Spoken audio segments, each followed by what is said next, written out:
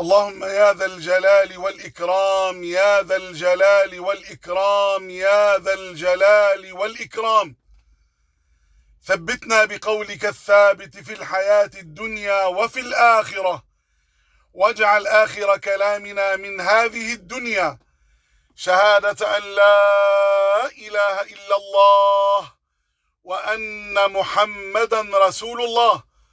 اللهم أحينا عليها وأمتنا عليها واحشرنا يوم القيامة عليها برحمتك يا أرحم الراحمين.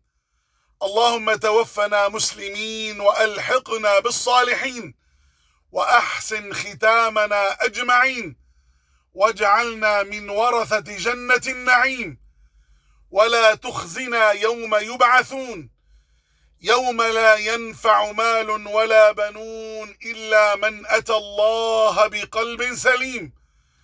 اللهم آت نفوسنا تقواها وزكها أنت خير من زكاها، أنت وليها وأنت مولاها.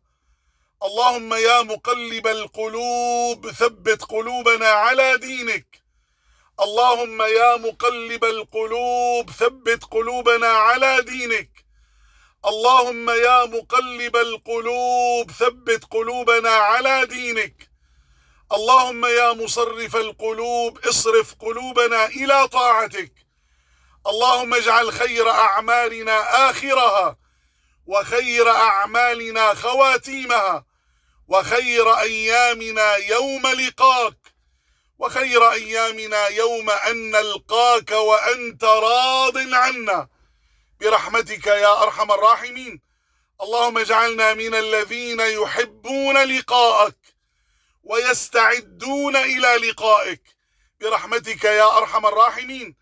اللهم أعط كل من يؤمن على دعائنا سؤله، واقض لكل من يؤمن على دعائنا حاجته على الوجه الذي يرضيك عنا برحمتك يا أرحم الراحمين. وصلى الله وسلم وبارك وعظم وأنعم على سيدنا محمد وعلى آله وأصحابه أجمعين، والحمد لله رب العالمين.